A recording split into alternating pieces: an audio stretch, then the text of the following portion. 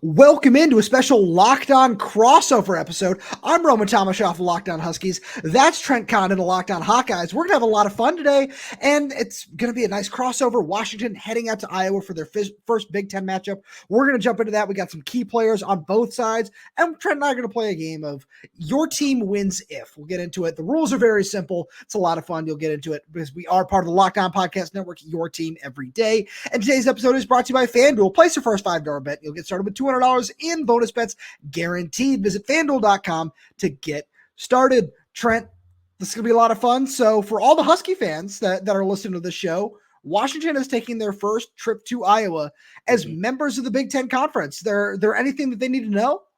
Well, when you make your way into Kinnick Stadium, there are a couple of things. First is you'll notice right away as you pan over to the sideline and you're looking, you're saying, man, that is close. It is the closest proximity from the fans to the field as anybody in the Big Ten. And you hear from anybody that makes the trip for the first time to Kinnick Stadium.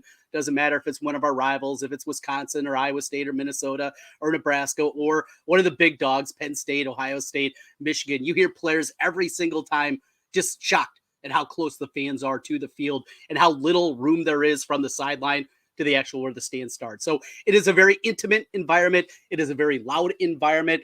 5 years ago, they redid one of the end zones, and it is an absolutely incredibly loud system. The way that they set it up is they just build it straight up. And you go back to the game a couple of years back when it was number 3 Iowa against number 4 Penn State in Kinnick Stadium. They had 6 false start penalties in the game. 5 of them came backed up into that end zone. It's as loud of an environment as you're going to find. Even with an 11 a.m. Central Time kickoff, 9 a.m. Pacific for you guys, it's going to be charged up. People are fired up for this one.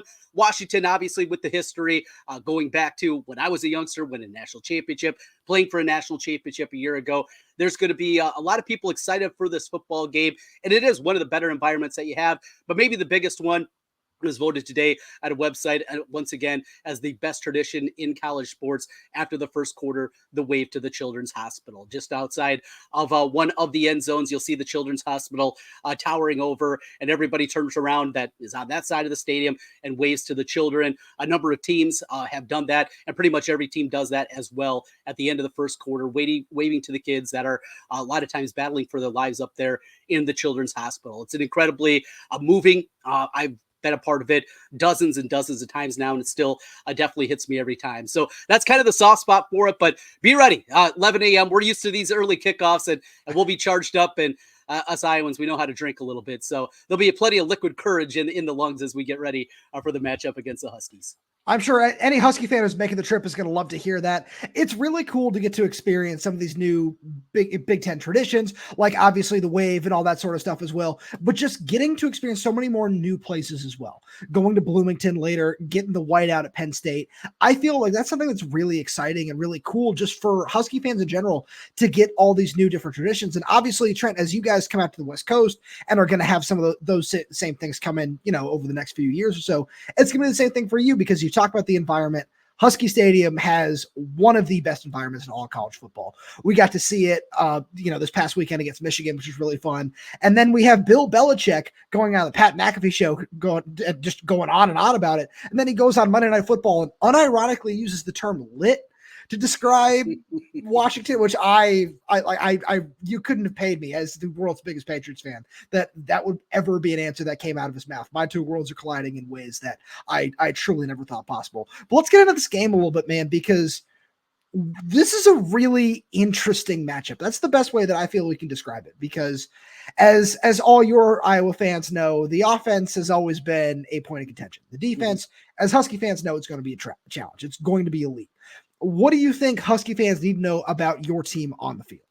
So around here, there's been a lot of negativity around Cade McNamara, the former Michigan quarterback that is now in his second year at Iowa. Last season, before the year began, we have one open practice that we're allowed to go to, media members and the fans. It's a kids' day practice. He tore his quad during that one. He pressed through. He played through it. He was terrible at the beginning of last season. And ultimately in Game 5 against Michigan State, he tore his ACL and was lost for the season. After the year previous at Michigan, going down for the season with an injury on the other knee. So we're talking about a very compromised guy. And then at our open practice this August, He was terrible. He was 6 of 24, I think was the number off the top of my head. He was just absolutely brutal. And though he has played okay at times, he was great in the second half in the first game of the year. I had a good first half against Iowa State before he wilted there. He hasn't been able to put together a full 4 quarters. And so a lot of people are clamoring for the backup quarterback, Brendan Sullivan. He started 5 games a year ago for Northwestern. He's a more athletic quarterback. He's more of a running quarterback. In fact, after they shot themselves in the foot in the Iowa State game and didn't get into the end zone twice from the 3-yard line, they've installed him now as not the red zone quarterback, but basically the inside the 10-yard line quarterback, but they haven't expanded it anymore. When Sullivan came in the game late, down 35-0 a week ago to Ohio State, he had a 20-yard run. Caleb Johnson rips off a run, and they get the only touchdown of the game. So that's one to keep an eye on. Cade McNamara, who I think has played okay. He just hasn't been able to make any plays really down the field against power conference opponents. If it isn't going well, though, be prepared. Brendan Sullivan, a guy that has some athleticism to him, he's likely going to be in there. I think most everybody knows Caleb Johnson. He's such an interesting guy because he's a bigger running back, 5'11", 225 pounds. He's got size to him, but he is incredibly fast. He has this upright running style that leads him to look almost kind of slow, but that's not the case at all. He pulls away from people all over the place. So he's got the size that you need, but then guys think they have the angle because it looks like a big running back that's kind of plodding along. That is not the case. His freshman year, he had one of the fastest miles per hour run on a touchdown run early in the season against Nevada. So really talented dude out there. The question marks, as always, with Iowa is on the outside with the wide receiver position, though it has improved this year from what it's been some past years. That's always the question. But this offense is better than it's been when it was just decrepit the last couple of years. But let's not make it out to be any great shakes. It's going to have to be a game where Iowa's going to have to grind it out and win it 2017, a 23-20, something like that. This is not going to be one. If it gets into a shootout, that Iowa's not equipped for that. So I'm actually hearing a lot of similarities here between our two teams because flipping it over to the Husky side here, Washington also plays 2 quarterbacks where Will Rogers has been awesome this season. I'm very happy with the performance. He's, second in the Big Ten in yards, 12 touchdowns, 1 interception. He's been more than solid, but he's a 5th-year senior. And Jedd Fisch knows this. Jedd Fisch brought in a fantastically talented quarterback in Demond Williams Jr., who is getting somewhere between 12 and 15 snaps a game. Jedd said in his Monday press conference that the plan is for Demond to have 150 snaps under his belt by the end of the year. Right now, they're using him primarily as an option quarterback. We saw him in the game against Michigan do that double pass back over to Cam Davis, who took it 30-something yards up the sideline. That was awesome. We love to see that. I think there are 3 or 4 more plays in that 2 quarterback package as well. So that's something I'm always going to be watching out for. But Demond is somebody who, in previous games, I haven't kept track after Jedd told us this, but after the first few weeks of the season, when Demond was in the game, they were averaging 9 yards per rush. He's done a really good job on the read option. They're utilizing him a lot in that option. And Washington, I just keep saying option because Washington has so many in the backfield where Jonah Coleman is the guy. Another, smaller, thicker back. He's listed at 5'9", 230. He's got speed. He's got burst. He's got power. He's so much fun to watch. Love watching him run. Cam Davis is another one who he mixed in. And then there's true freshman Adam Muhammad. It's a 3-back set. We'll see all 3 of them getting carries over the course of the game. And on the outside, that's where there are things that are a little bit different here. Denzel Boston, Giles Jackson, Jeremiah Hunter. Denzel is the conference leader in touchdowns with 8. He is 3rd in yards, 4th in receptions, while Giles Jackson is 3rd in receptions and 4th in yards. So some talent there. I'm really intrigued to see how these two offenses are going to match up against their respective defenses, because I think both teams, as good as Washington is offensively, are both stronger on the defensive side of the ball. But we're going to get into some key players here after a quick break, which we'll get to right after a message from our good friends over at Game Time, because Game Time has a new feature called Game Time Picks that makes getting tickets to your favorite live events even easier. Game Time Picks filters up the fluff to show you only incredible deals on great seats, so you don't have to waste time searching through thousands of tickets, which is great news for any Husky or Hawkeye fans that might find themselves at Kinnick Stadium. If you are looking for a fantastic deal, the best place to find them is on Game Time, because with Game Time Picks, curation makes it easier to save more on sports, concerts, comedy, theater, and so much more. With their all-in pricing, you can toggle this feature to show the total upfront with no surprise surprise fees at checkouts. And with seat views, you can get a panoramic view from your seat in the app before you buy. Take the guesswork out of buying tickets at the Game Time. Download the Game Time app, create an account, and use code LOCKDOWNCollege for $20 off your first purchase. Terms apply. Again, create an account and redeem code LOCKEDONCOLLEGE for $20 off. Download Game Time today. What time is it? It's game time. So Trent, let's have some fun here. Let's introduce this collective fan base that we've got today, which we appreciate all our everydayers out there, with some key players. You talked about Kaleb Johnson. You talked about Cade McNamara. Who else do Husky fans need to know about in this game? Definitely Jay Higgins, the middle linebacker for the Hawkeyes. Jay Higgins, an All-American a year ago, came back for his bonus COVID year this season. That likely would have been, a 5th, 6th round draft pick. Middle linebackers are not what they once were, certainly in the NFL. But he has just turned himself into a tremendous player. He was outstanding a week ago against Ohio State. 14 tackles in the game. Forced a fumble, recovered a fumble, had an interception, and yes, he was doing that against that Ohio State squad. So that just shows you what a high level that he's playing at. He'll be in the middle of things. Where's number 34? He'll be all over the field doing everything possible. And you kind of talk about the ground attack, the option, those kind of things. I was very stout up front against the run. And though they didn't stop the Ohio State run game a week ago, they definitely slowed them down. And unfortunately, it was guys on the outside just making plays. And when you got guys like they do with Smith and Ajigba, there's just not a whole lot that you can do against dudes like that. A couple of times where I had really good coverage and dudes just made plays. But overall, this Iowa defense is really good. Higgins is in the middle of it. Jeremiah Harris is a guy that also is playing at a really high level. If you're a believer in Pro Football Focus, we go through the numbers every week on Locked On Hawkeyes. There are times that I roll my eyes at them, and it's just one guy's opinion as he's grading the film, and I get that. But he is one of the top-rated quarterbacks in all college football right now. He is playing at a really high level in his final go-around in a Hawkeye uniform. So those are a couple of names to keep your eye on defensively. As mentioned, though, the defense as a whole, it's really, really stout. One thing that is interesting is special teams, as Iowa has continued to win football games, even with this awful offense throughout the years, has been defense always great. It's good again this year, but it's also been the special teams have really been really good. Tory Taylor now, though, is punting for the Chicago Bears. And they went out, got another Australian, Reese Dakin, who has struggled. He's got an incredibly strong leg. He'll be able to hit some bombers, but he has struggled a couple of different times in some key moments to get off good punts or to pin teams deep inside the 20-yard line. So it's not what I was used to in terms of winning that field position battle at the punter position. Stevens, their kicker, is outstanding. Something I know that might be a sore spot for you guys over there, the kicker position after what happened against Rutgers. But kicker's been really good. Though he missed a 51-yarder against Ohio State, it was his first miss of the year. Drew Stevens is a really good one. And that's an area where Iowa normally needs to win. And certainly in a game like this, I think special teams is something Iowa can't even play to a standstill. They have to win the special teams battle. I'm not joking. The welcome to the Big Ten moment, like, literally just hit me, because you are talking about a punter. That is something in all, my years watching the Pac-12, being a Pac-12 fan, covering it last season. Yeah, that's not something we do here. Mm-hmm. I like where you're going with that. So it's hard to narrow down which guys on this Husky defense I want to talk about. We spent some time on the offensive side. When I look at this Husky defense, let's start with the linebackers here, where Carson Bruner and Alphonzo Tuputala are a really exciting pair. But the guy I really want to dive into here is Alphonzo Tuputala, because as I mentioned a little bit earlier, big Patriots fan over here. I have been overjoyed with the addition of Steve Belichick, not just because of his last name, but because of how fantastic of a defensive coordinator he is. Whenever my co-host Lars Hansen and I get a chance to talk to some of the players after games, at press conferences, anything like that, all the players have raved about the typical Patriots do your job sort of mantra. Mm-hmm.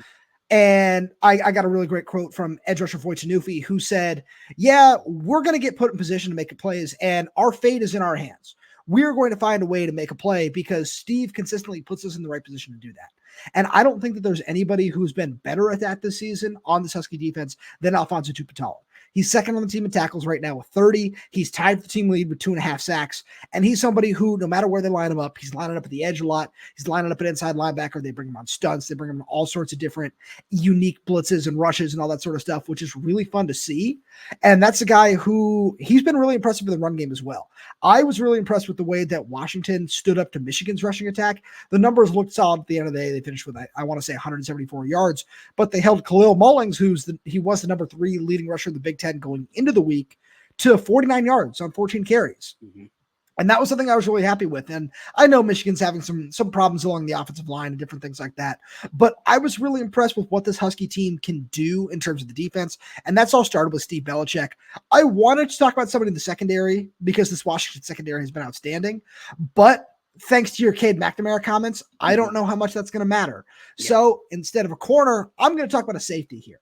And I want to talk about Cameron Fabiculon.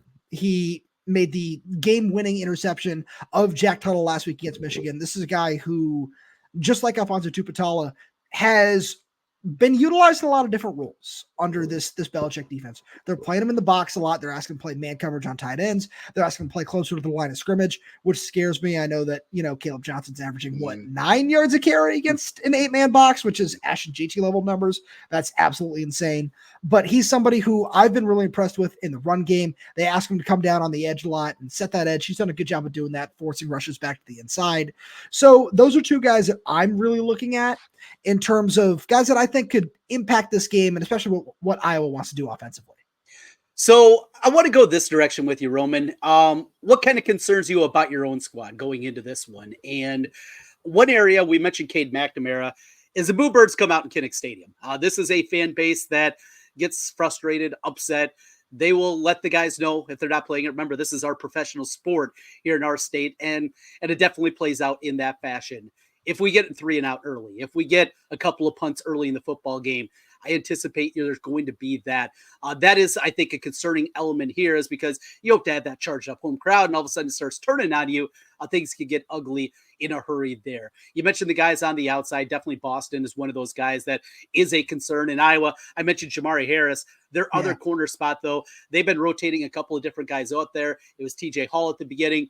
He was a starter at the beginning of the season. It was supposed to be John Nestor. He was the preseason number 1 at cornerback. Now it's been another guy that's come in. So they've been kind of rotating through that other corner, and that's been kind of a concerning spot. So those are a couple of my major concerns with this one, looking up against what you guys have over there. What concerns you from a Washington perspective? So one thing I want to note before I get into that's really interesting is something that we had Jake Butt from the Big Ten Network on our show the other day. And one thing he pointed out is Jedd Fisch's plan of attack against Michigan secondary was stay away from Will Johnson. Mm-hmm. So I'm really curious to see if it's something similar with that cornerback rotation, because that worked really well. The first play of the game was a double move to Denzel for 31 yards. So that's something that I'm really curious about now that you mentioned that, and I'm going to be keeping a close eye on that. Where my concerns lie is inside the 20-yard line. You mentioned Grady Gross's struggles. He did make his last 2 field goals after, missing the first one against Michigan, having the second one get blocked with, which Jedd did say on Monday that it was on Grady. His trajectory was a little too low, and Mason Graham just blew the play up. He's so much fun to watch, man. I've watched him in person twice now, and he blows my mind every time. But where I have questions is Washington's ability to convert in the red zone. We saw some of those things kind of take a step in the right direction against Michigan, where I believe they had 6 trips into the red zone. 5 of them ended in points, not nearly as many in touchdowns as, anybody would like to see, but it's a step in the right direction, especially when you get into my other biggest concern, which is at times has been Jedd Fisch's play calling. Where, I'm not sure if you watch the Apple Cup, but I'm not even gonna, go down that road. Yeah. Mm-hmm. You know where I'm going with this. I do. Yeah. So we're not even going to get into that play call, because one thing that Washington has done, and I feel all these tie together, is Washington has done a really, really good job in terms of offense in total, where they outgained Rutgers by 220 yards in that loss. They outgained Washington State by, I want to say, over 100 yards in that loss. So the offense is there. It's just not converting at times. And that can be just downright maddening to watch when you see oh, all these star players are fantastic. Jonah Coleman's doing this, Denzel Boston's doing that, but it's not turning into points. So red zone defense for Iowa this year hasn't been great. Yeah, hasn't been great. Yeah, which is a little bit of a surprise. Now, I don't have the percentages of touchdowns versus field goals, but they give it up a score every time. So now that can be a little bit of a misnomer too, and not digging deeper into the numbers. They've given up a score every time, but if you're holding teams to field goals, well, that's obviously a whole lot better too. So that's at least just a surface level number there that might lead a little bit of credence there. I was going to give up yards. They don't give up a ton for the first time, and I think it was the NCAA record at the time. They hadn't given up 400 yards until last week to Ohio State. I think it'd been over 3 seasons that nobody got there. They'll give you yards between the 20s. Normally, though, that's when they really bear down. And the Phil Parker defense is, we're going to make you go 12 plays, be perfect, and if you can do it, you tip your ball cap and move on. So it's going to be an interesting chess match of the way that this goes. One thing I'm excited about is looking at a couple of numbers and seeing your guys' tackles. Seems like there's been some weak spots out there with your offensive tackle grades and the pressures that have been allowed from the outside. So you're absolutely right there, where left tackle Maximus McCree would be making it. I'm assuming he's going to get the start this week. His third start in Division I football. He's a junior college transfer. Took last season off for personal reasons. Right tackle Drew Azzopardi is also a G5 transfer. He spent last season at San Diego State. He was kind of like the big acquisition at the position over the offseason. And yeah, he hasn't necessarily been as solid as you would have hoped, but I've been happy with this offensive line as a whole. Early on against Michigan, that group was really solid. And then Josiah Stewart, Mason Graham, Kenneth Grant, they did their thing. They got home a couple of times. But all in all, it's been a little bit better than the numbers have kind of projected. You know, as you alluded to earlier, PFF, its best thing is to fit narrative. So I completely respect and agree with where you're going with that. And speaking of just going places, Trent, Let's get into this. Your team wins if what? We'll get there. Trent, speaking of grades, all these different things that are going on, let's get into your team wins if. Which we'll get to right after a message from our good friends over at FanDuel. Hey, NFL fans, you can start the season with a big return on FanDuel, America's #1 sportsbook. So when you get a hunch in the middle of the game, you can check out the latest stats, view live play-by-play, and so much more on the same page where you place your bets. You'll get started with $200 in bonus bets guaranteed when you place your first $5 bet. That's FanDuel.com. I've been doing this all week over on Locked On Huskies. I'm going to bring it over here in the crossover episode for all our friends over on Locked On Hawkeyes as well. Ahead of this Thursday night football game, I've cooked up a 4-leg parlay that I don't know if it'll hit, but I know it's going to have solid odds. I got George Kittle, anytime touchdown. Shout out to Iowa. I got DK Metcalf, anytime touchdown. I have Kenneth Walker, anytime touchdown. Plus Seahawks money line, betting big on Ryan Grubb and the Seahawks offense to get right against a Niners team that didn't look all that great against the Cardinals. You should go check out all those odds and more over on FanDuel. Trent, I'm going to give you the floor here. All right. Iowa wins if. Iowa wins if they make a couple of plays in the passing game. You start right there. I think there has to be a couple of plays. It doesn't have to be Cade McNamara out there chucking it for 300 yards, but if he can have a solid performance, 180 to 200 yards, but hit a couple of plays down the field, be it Luke Lachey, their great tight end up the seam. He got more involved last week against Ohio State. Jacob Gill has been their best wide receiver. Maybe him. Cade Weegin's one of the fastest guys that they have on the roster, but there has to be a couple of plays just to spread that defense back just a little bit, because you'll see it. Caleb Johnson, all he needs is a crease, and he's going to make a big play. The amount of 20-yard runs that he has this year, he's going to get his yards, and I think he's going to have more opportunities this week, just the way the third quarter fell apart for Iowa last week against Ohio State. I don't think a similar thing is going to happen in this one. So it starts with McNamara or Brendan Sullivan making a couple plays in the passing game down the field. I think the defense is going to be solid. I think they're going to have an opportunity to at least hang around here. And there's something special about Kinnick Stadium and an opportunity to get these guys back at home. It's been a long time since they've been there. They started Big Ten play on the road at Minnesota, had a bye week, then last week in the Horseshoe against the Buckeyes. So getting back in Kinnick Stadium, it's Cade McNamara. It comes down to him making a couple more plays. If they do that, I think it'll be enough. I think they'll get enough out of the special teams, and they'll get enough out of the defense to find a way to get the victory. So first of all, I'm really glad you mentioned that it's not just Washington fans who are feeling this way about being away from home for a while, because starting with this one, it's at Iowa, then it's the bye week, then it's at Indiana before the next home game. The next home game is not until November. We're recording this on October 9th. It's weird. It's just odd to think about. So I like where you're going with all that. Washington wins if. I'm going to start on the defensive side here because Washington's secondary has been more than solid. They've been spectacular all season long. Best in the nation in terms of yards allowed, completion percentage allowed, yards per play. They're way up there. I believe they're they're third in yards. Yeah, first in completion percentage, yards per attempt, all that sort of stuff. They've been spectacular. If Washington's front seven, front eight, whatever it is, because it feels like it's going to be a front eight at this point, can contain Kaleb Johnson. Like I said a little earlier, they did a really good job doing that with Khalil Mullings in Michigan. Donovan Edwards, he broke through one time. He got that 39-yard touchdown where he did a really nice job just bouncing that to the outside. I was having PTSD to January when I watched him do that in Houston. Different story. Also, when he slipped and had nothing but green grass ahead of him. Oh, my. That almost gave me a heart attack. So Washington can find a way to do that and force Iowa into some third and longs. I think that things are going to go really well for the Steve Belichick defense. Offensively, it's a matter of execution. I talked about the red zone, but I think it comes down to a matter of execution early on in the game. Like you said, you talked about the 3 and outs, and if Iowa struggles early on offense, which they seem to be very prone in doing, if Washington can take advantage of that, just like they did last week against Michigan, where they built a 2-touchdown lead, they forced a quarterback change.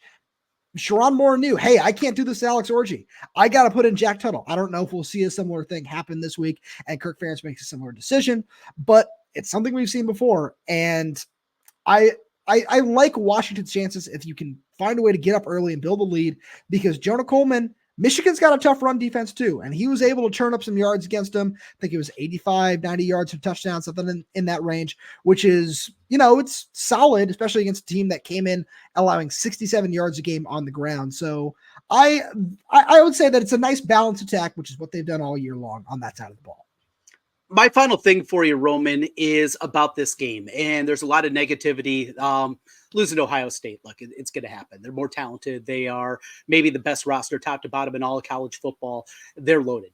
But coupled with the loss to Iowa State, where you blow a lead 13-0 at the half, Cade McNamara threw an awful interception to begin the second half, and that's where the onslaught began. The defense gave up long plays, something that they normally don't do in that football game. There's a lot of negativity. But Kirk Ferentz, the longest tenured coach at the FBS level, one thing about him and his program is they never get too high. They never get too low. These are normally when his teams are at their best, kind of backed into a corner. Nobody believes in us. Those kind of moments are normally when you see what we call a Ferentz special, a Kirk special, where he gets a team up against a good opponent like Washington is, and they're ready to go and play maybe one of their most complete football games of the year. I've seen it happen a ton. Everything that I've seen out of both of these teams doesn't believe that I think Iowa should win this game, but I do believe Iowa will win this game. And it's because of the history and what he has done with this program year in and year out. When their backs are against the wall, when the negativity is surrounding him, that's when his teams are at their best. So I like that you take that route, because obviously, the shocker here, I'm going to come at this from the Washington side of things. No way, right? So I like where you're going with all that, because that's the position that it felt like this Husky team was in last week against Michigan, where I talked about the losses. We don't need to rehash those. I know Husky fans are more than tired of hearing about those things. So Jedd Fisch did a really good job of getting his team up for that Michigan game. And now the question is, because we saw him make those adjustments, we saw him say, hey, I hear you when it comes to play calling. I hear you when it comes to giving the ball to Jonah Coleman more inside the 5-yard line. I hear you when it comes to limiting penalties, which is another big thing that we definitely need to mention. I saw that one. Yeah, Washington's the most penalized team in the Big Ten. Least penalty. Yeah, that battle is going to be really interesting as well. But he did a really good job of making those adjustments and making those changes and proving, hey, we do belong here. We do belong in the Big Ten. And I just want to see, are you going to be able to do that again? Because Washington, in all reality right now, when you just look at it on paper, this should be a 6-0 team. And it feels like this is something where the players know that, the coaching staff knows that, and now it's just a matter of continuing to show it on the field. I do have Washington in this game. I don't necessarily give score predictions because I'm the world's worst jinx, but I'm going to say that I've had this was when I looked at the records and I looked at the schedule preseason. This was a game I've had the Huskies winning. And it feels like this could be that statement road victory that Jedd Fisch really wants to get in, just as he tries to make a name for himself in the Big Ten. I got Iowa winning it 19-17. A walk-off Drew Stevens field goal at the gun gets it done as Iowa kicks 4 field goals, probably scores a defensive touchdown, and gets it done 19-17. I think it's going to be a great football game. I think it's going to be entertaining. Body clock, I know that's a conversation for some people that believe that's going to be impactful with the 9 a.m. Pacific kickoff for this one. We'll see on that front, but should be a fun one. And for all the Husky fans out there making their way to Kinnick Stadium, hope you enjoy your experience. Trent, this has been absolutely fantastic. Thanks so much for doing this with me. And to all our everydayers out there, thank you so much for making Locked On Huskies or Locked On Hawkeyes your first listen today. Now for your second listen, check out the Locked On Big Ten podcast, where Trent and I will both jump in for the Big Ten squad, do all that sort of fun stuff, where our guy Craig Shaman puts the Big Ten first when everyone else overlooks it. Find Locked On Big Ten on YouTube or wherever else you listen to your podcast. We really do appreciate all your support, and make sure you go check out both our pods, subscribe to them. You won't be disappointed with all the content we got for you. And thank you so much for tuning in.